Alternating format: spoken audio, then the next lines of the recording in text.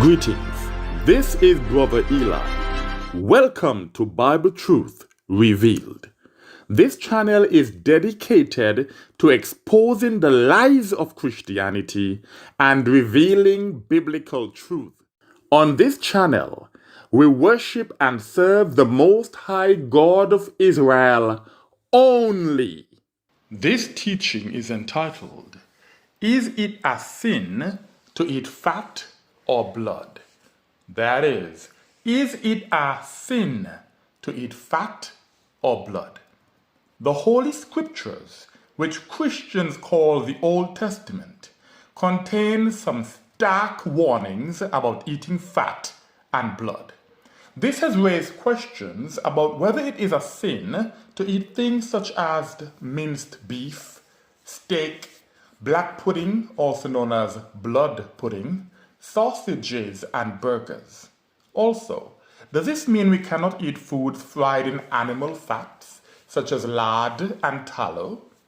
These are legitimate concerns that must be taken seriously by those of us who keep the commandments of the Most High, God of Abraham, Isaac, and Jacob. In this teaching, we will explore the scriptures that prohibit the consumption of fat and blood so we can get a thorough understanding of this intricate subject. Let's start with Leviticus chapter 3, verse 17. This is Leviticus chapter 3, verse 17, and I will be reading from the Brenton Septuagint translation. It says, "It is a perpetual statute throughout your generations, in all your habitations. Ye shall eat no fat and no blood." So this is a perpetual, meaning a never-ending statute throughout our generations, in all our habitations, that we shall eat no fat and no blood. At first glance, this appears to be an open and shut case, which suggests that we must all become vegans or vegetarians. After all, this is the only way to ensure that we eat no animal fat or blood whatsoever. Nevertheless, there are many scriptures in which the children of Israel were commanded to eat meat, which is the flesh of animals. So we know that this is not a wholesale ban on eating meat. For a thorough understanding of whether it is a sin to eat meat, please listen to my teaching entitled, Hebrew Veganites Refuted. That is, Hebrew Veganites Refuted. It is only by studying this commandment in context that we can truly understand what it really means and determine how it applies to us today. We will examine this passage later in this three-part teaching. In part 1, we will examine the prohibition against eating blood. In part 2, we will study passages about not eating fat. And finally, in part 3, we will explore a scripture that can help us confirm whether we have the correct understanding of this commandment. As we progress through the teaching, we will also answer the following questions. 1. Does the prohibition against eating blood apply only to Israelites? 2. What should we do about the blood in steak? And 3. Is it a sin to eat sausages and minced beef? Part 1. The prohibition against eating blood. Leviticus chapter 7, verses 26 to 27. This is Leviticus chapter 7, verses 26 to 27, and it reads thus. Ye shall eat no blood in all your habitations, either of beasts or of birds. Every soul that shall eat blood, that soul shall perish from his people. The Most High has always taken blood very seriously. For example, in the book of Genesis, when Noah and his family came off the ark, the Most High permitted them to eat meat for the first time. But he made it very clear that they were not to consume blood. Let's read about this in Genesis chapter 9, verse 1 and verses 3 to 4. This is Genesis chapter 9, verse 1 and verses 3 to 4. It says, "And the Most High blessed Noah and his sons, and said to them, Increase and multiply, and fill the earth, and have dominion over it. And every reptile which is living shall be to you for meat. I have given all things to you as the green herbs, but flesh with blood of life ye shall not eat. But flesh with blood of life ye shall not eat." Another clear prohibition against the consumption of blood can be found in Deuteronomy chapter 12, verses 23 to 25.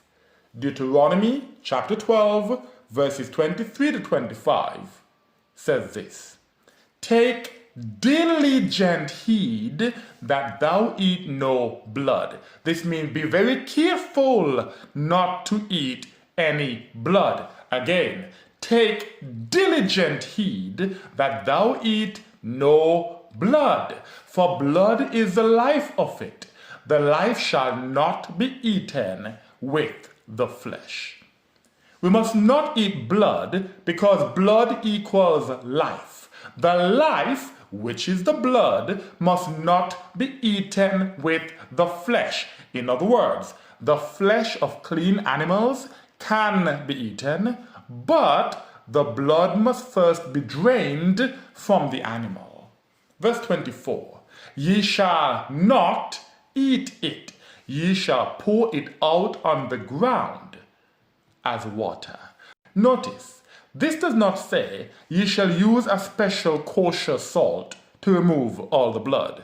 It says ye shall pour it out on the ground as water. This is all that is required. It is impossible to remove every microscopic trace of blood from any piece of meat. But if the blood has been drained, the commandment has been fulfilled.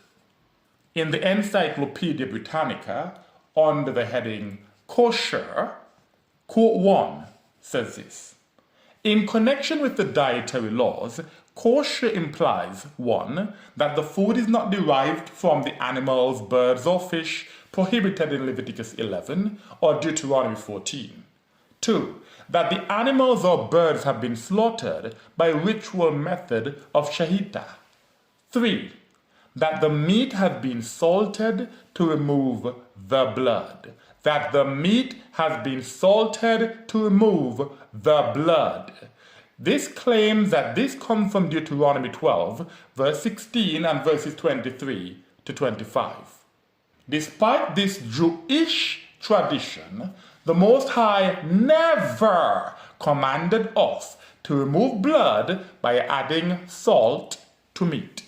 Jewish people have been sold the lie that adding salt to meat removes any traces of blood that are left after the blood has already been drained. This could not be further from the truth. Let's read more about what Jewish people believe about salting meat to remove the blood. Quote 2 says, "Because animal blood may not be eaten, meat must undergo a ritual process of pre-soaking and salting to draw off any blood that may remain within the meat after the ritual slaughter." Again, the Most High did not command anybody to salt the meat to draw off any remaining blood. It is not wrong to do so, but it is also not necessary. Therefore, there is no need to buy kosher meat thinking it is somehow more in line with righteous requirements. Here is a video which shows it is impossible to remove all traces of blood from meat. The audio is in Dutch, so please read the English subtitles to understand what's happening. Welkant, Koos, een vraag. Hoi, mooi weer ons. Wat voor jullie meegenomen? Ik wil graag weten of hier bloed in zit. We gaan bekijken. Kom maar mee. Dankjewel. Hallo. Goeiedag. Monique Steeg, Hier welkant. onze analiste. Dit is kosher vlees en hier zou geen bloed in moeten zitten. Maar ik ga me af of dat wel zo is. Nou, dat kunnen we onderzoeken. Ja? Oké. Nou, alsjeblieft. Nou, dankjewel. Monique verricht een relatief eenvoudig onderzoekje. Het enige wat ze daarvoor nodig heeft is een druppeltje vocht uit een biefstuk. Pipetteer de druppel vleesnat op het glaasje. Zo. Dit ziet er wel uit als bloed, toch? Ja. Nou ja, goed, we weten het straks. Dat er vleessappen uitkomen en dat het geen bloed is. Maar volgens mij is bijna altijd dat er bloed een element is van die vleessappen. Je krijgt het er gewoon niet uit. Om eventueel bloed zichtbaar te maken krijgt het vleesnat een speciale kleuring. Na een klein half uur kunnen we het resultaat onder de microscoop bekijken. En, kan je al wat zien? Ik kan wel wat zien. Nu kan jij ook wat zien. Dit zijn allemaal rode bloedcellen. Dit is allemaal bloed. Leuk shocking. Verrassing? Ja. Voor ons niet, maar voor jou kennelijk wel. Ik had gedacht dat er nog wel wat bloed in Koos vlees zou zitten. Maar dat het helemaal niks uit zou maken, dat verrast me wel. Dat er gewoon echt geen verschil is. As far as the blood is concerned, there is no difference between kosher and non-kosher meat. This means that there's no need to buy expensive kosher meat because it does not contain less blood than non-kosher meat. Here is a Jewish rabbi admitting that kosher meat is very expensive. As any kosher consumer knows, kosher meat is substantially more, between 2 and 3 times more expensive than non-kosher meat. Those who spend their hard-earned money on kosher meat can rest assured that there is no need to do so. And for those who are wondering, halal meat, which is the Muslim version of kosher meat, does not contain less blood than non-halal meat. So there's also no need to buy halal meat. Let's move on to verse 25.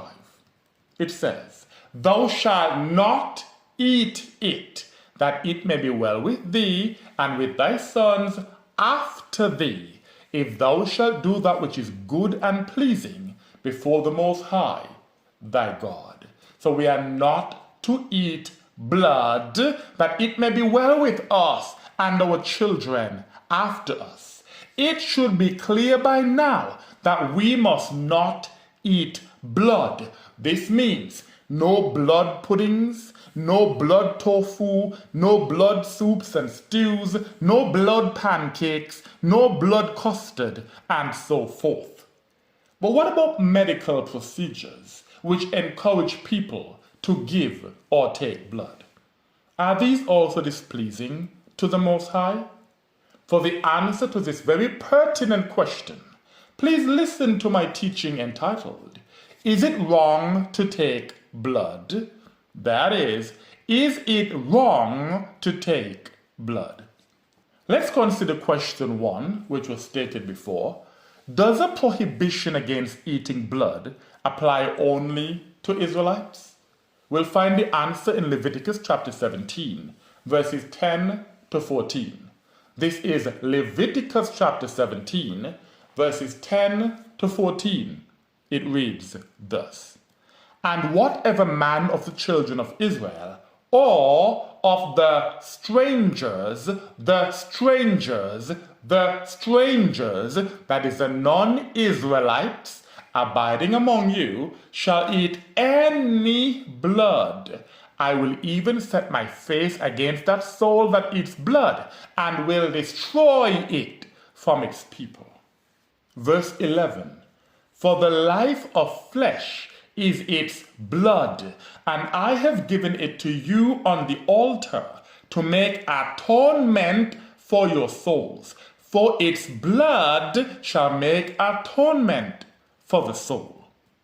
The purpose of blood in animal sacrifices is to make atonement for the people. For this reason, both Israelites and strangers, which are non-Israelites, were forbidden to consume blood. As we do not perform animal sacrifices in the lands of our captivity, some people wonder how we make atonement for our sins without blood. For a very clear and conclusive answer to this question, please listen to my teaching entitled, Why No Bloodshed or Animal Sacrifice is Needed for Salvation. That is, why no bloodshed or animal sacrifice is needed for salvation. Verse 12. Therefore, I said to the children of Israel, no soul of you shall eat blood, and the stranger that abides among you shall not eat blood. And whatever man of the children of Israel or of the strangers abiding among you shall take any animal in hunting, beast or bird, which is eaten, then shall he pour out the blood and cover it in the dust. For the blood of all flesh is its life. And I said to the children of Israel, ye shall not eat the blood of any flesh. Ye shall not eat the blood of any flesh. There is no exception. Ye shall not eat the blood of any flesh. For the life of all flesh is its blood. Everyone that eats it shall be destroyed. The Most High has made it very clear that we are not to eat blood. Nowadays, most of us do not hunt for our own meat, but thankfully, blood is drained as part of standard slaughter, which means that the meat we buy in supermarkets or from the local butchers has already been drained of its blood. Question 2. What should we do about the blood in steak? Some people claim that the red liquid in steak is not blood, but a protein pigment called myoglobin. Listen closely. In Islam, it's forbidden for Muslims to eat blood. And that's why a lot of people avoid ordering their steak rare because of this stuff here. What makes rare meat isn't the blood. It's called myoglobin. So the reason they say it isn't blood is because it's not. The colour that comes from a rare steak is myoglobin. And it's mixed with the natural water that's inside the muscle. And that's what gives the colour of the juices that drip off a steak. And the red juice that drips off the steak, that's also myoglobin. Muscle is made of 75% water, which is where the liquid part comes from. And myoglobin is the protein that gives it that colour. So Habibi, don't worry, you can eat a rare steak. It's completely halal. Bismillah. It is impossible to remove every drop of blood from a piece of meat. This means that even the myoglobin in steak contains blood particles. Therefore, when you see myoglobin, I see blood. To be on the safe side, I choose to have my steak well done to eliminate the red pigment. Better safe than sorry. Part 2. The prohibition against eating fat. In this section, I will demonstrate that, unlike the prohibition against blood, the law which says we must eat no fat does not mean any fat whatsoever. It refers to very specific fats and under very specific circumstances. We know this because it is effectively impossible to remove all the fat from any meat. Every natural cut of meat contains some amount of fat. While visible fat can often be trimmed away, the small amounts of fat dispersed throughout the muscle, commonly called marbling, cannot be completely removed without destroying the meat itself. Since the Holy Scriptures give no instructions for removing every trace of fat from meat, and since meat was regularly eaten by the Israelites, This suggests that the prohibition was not aimed at every microscopic amount of animal fat. Instead, the book of Leviticus repeatedly identifies specific fat portions that were to be removed and offered to the Most High. Let's examine an example of this in Leviticus chapter 7, verses 22 to 25. This is Leviticus chapter 7, verses 22 to 25, and it reads thus. And the Most High spoke to Moses, saying, Speak to the children of Israel, saying, Ye shall eat no fat of oxen, or sheep, or goats. Again, ye shall eat no fat of oxen, or sheep, or goats. At first glance, verse 23 appears to prohibit all fat from oxen, sheep, and goats. However, we must pay close attention to the surrounding verses to understand this commandment in context. Also, notice that there is no mention of wild animals such as deer and gazelles. These are clean animals that we are allowed to eat, but we are not told that we cannot eat their fat. This demonstrates that this verse is not a blanket prohibition against eating animal fat. It is to be understood within the context of the sacrificial law. To discover which animals the Most High has approved for human consumption, please listen to my teaching entitled Explaining the Dietary Law. That is, explaining the dietary law. Verse 24 explains which fats must not be eaten under any circumstances. It says, And the fat of such animals as have died of themselves or have been seized of beasts may be employed for any work. May be employed for any work, but it shall not be eaten for food. This is significant because it distinguishes between eating the fat and making other use of it. The fat of an animal that died naturally or that was killed by a beast could be used for any other work, but it was not to be eaten. Let's learn about the fat commonly known as tallow. The Merriam-Webster dictionary defines tallow as the white, nearly tasteless, solid rendered fat of cattle and sheep used chiefly in soap, candles, and lubricants. So tallow is a fat that is used to make soap, candles, and lubricants. These are other work. We don't eat the tallow, it's almost tasteless, but we can use it to do other things. Another fat commonly used in cooking today that must be avoided at all costs is lard. The Merriam-Webster dictionary defines lard as a soft, white, solid, or semi-solid fat obtained by rendering fatty pork. So lard specifically refers to fat taken from pigs or pork.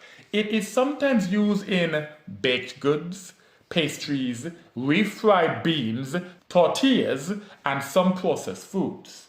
We must not consume pig products, so I encourage you to check ingredient labels carefully. Verse 25 provides even more context to help us understand which fats we must not eat. It says, Everyone that eats fat of the beast, from which he will bring a burnt offering to the Most High, that soul shall perish from his people. The oxen, sheep, and goats mentioned in verse 23 are beasts which were brought as a burnt offering to the Most High. This is a context. It is not saying that we cannot eat the fat of any oxen, sheep, or goats whatsoever. When our forefathers offered these animals to the Most High as burnt offerings, they were forbidden to eat the fat. This fat belongs to the Most High. Now let's go back to our original verse and examine it in context to get the correct understanding. Leviticus chapter 3, verses 14 to 17. This is Leviticus chapter 3, verses 14 to 17. It says, "And he shall offer of it a burnt offering." A burnt offering. This is a context. A burnt offering to the Most High. Even the fat that covers the belly, and all the fat that is on the belly, and both the kidneys, and all the fat that is upon them, that which is upon the thighs, and the caul of the liver with the kidneys shall he take away. As we can see, this commandment is about the burnt offerings to the Most High.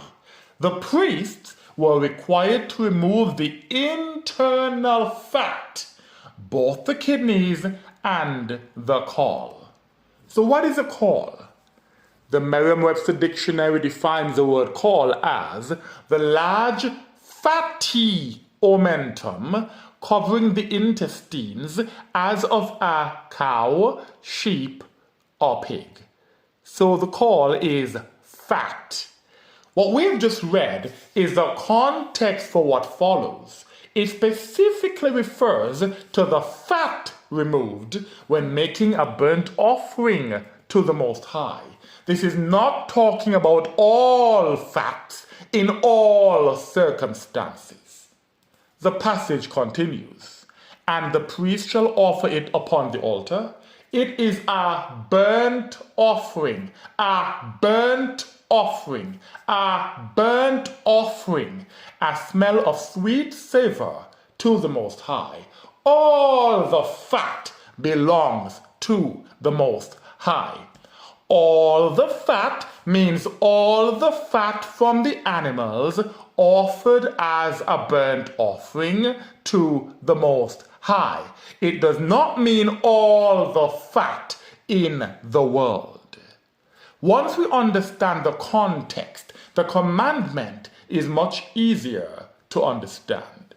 Verse 17, "It is a perpetual statute throughout your generations, in all your habitations.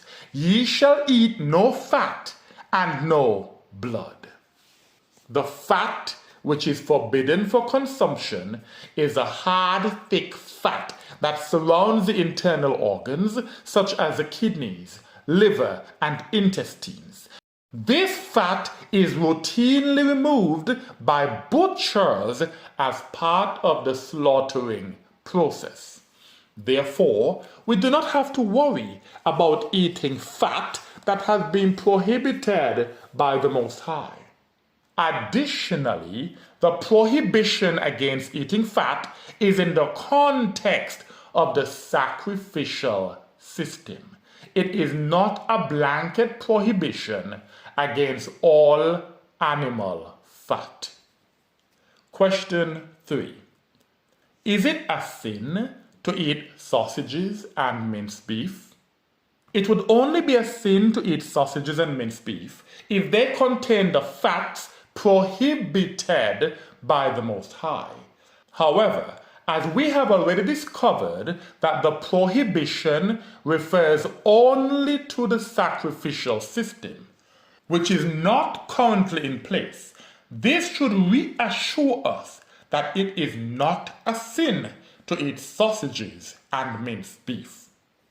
Let's learn more about the standard meat processing guidelines to further put our minds at ease. On www.fao.org,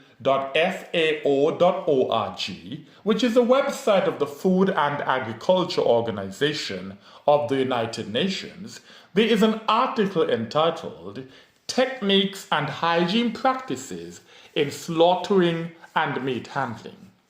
It explains that during commercial slaughter, the internal organs, including the stomach, intestines, and associated tissues, such as the caul, are routinely removed from the carcass before the meat is processed. Furthermore, the FAO specifically describes removing the kidney and its surrounding fat during beef cutting, and removing the kidneys and kidney fat from lamb carcasses. Based on the scriptures examined so far, we can see that the prohibition against eating fat concerns specific internal fats of oxen, sheep, and goats, which are generally removed during the normal slaughter and butchering process because the internal organs are discarded. As a result, most commercially available cuts of clean meat do not contain those specific fats. Based on this understanding, it follows that eating commercially prepared sausages and minced beef from clean animals is not a sin, because the specific fats reserved for the Most High under the sacrificial system are generally removed during the butchering process.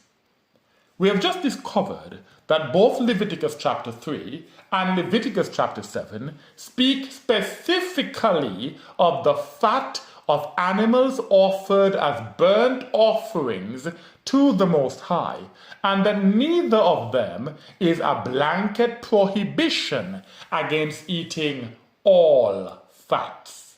Now let's go to part 3, where we will consider a scripture which confirms that this prohibition does not extend to the fat of animals that are not being offered to the Most High.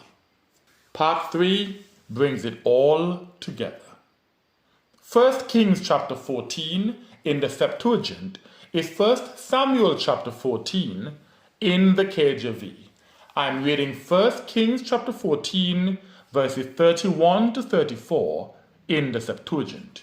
It reads thus: And on that day he smote some of the Philistines in Machmas, and the people were very weary, and the people turned to the spoil, and the people took flocks and herds and calves and slew them on the ground, and the people ate with the blood. The people ate with the blood. The people ate with the blood. And it was reported to Saul, saying, The people have sinned against the Most High, eating with the blood. We've already established that eating blood is a sin. And Saul said, Out of Gethim roll a great stone to me hither. So this is his solution. And Saul said, Disperse yourselves among the people, and tell them to bring hither everyone his calf, and everyone his sheep. And let them slay it on this stone, and sin not against the Most High in eating with the blood. And the people brought each one that which was in his hand, and they slew them there. This passage has nothing to do with the sacrificial system. Therefore, there is no need to mention anything about eating fat. Every detailed explanation of the fat prohibition occurs in the context of the sacrificial system.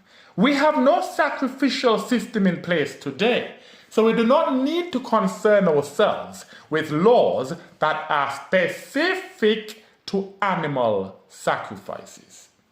Nevertheless, as the prohibited fats are routinely removed as part of the slaughtering process, in theory, we can confidently eat clean meats, knowing that we are not eating any fat that would belong to the Most High under the sacrificial system. However, if you have any doubts about this, you can speak with your butcher to confirm that he removes all the fats that we are not allowed to eat.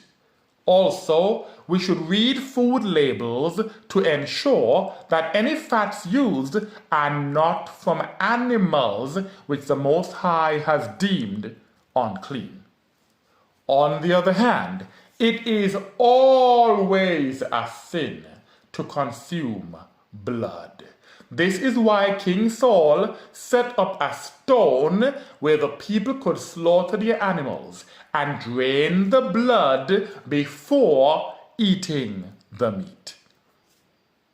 In conclusion, the Holy Scriptures distinguish between the specific fat portions reserved for the Most High in sacrifice and the ordinary fat naturally attached to clean meat. The prohibition concerned the sacrificial fat described in Leviticus chapter 3 and chapter 7, not every trace of edible fat found in meat. In other words, the command applies to the sacred altar fat associated with sacrificial offerings. It is not a universal prohibition against all edible animal fat. By contrast, the command regarding blood is absolute. We are not to consume blood because the life of the flesh is in the blood, and the Most High has set it apart for atonement rather than food. I trust that this study has shown that it is not sinful to eat minced beef, steak, sausages, burgers, or other meat from clean animals, provided that the prohibited sacrificial fat has been removed and the blood has been properly drained in accordance with the laws in the Holy Scriptures. At the same time, the Most High has made it equally clear that we must not eat blood or foods made from blood. This includes blood pudding, blood tofu, blood soups and stews, blood pancakes, blood custard, or any other product in which blood is an ingredient. By observing these distinctions as they are given in the Holy Scriptures, we can honor the commandments of the Most High without adding to them or taking away from them. And with that I say, Salam.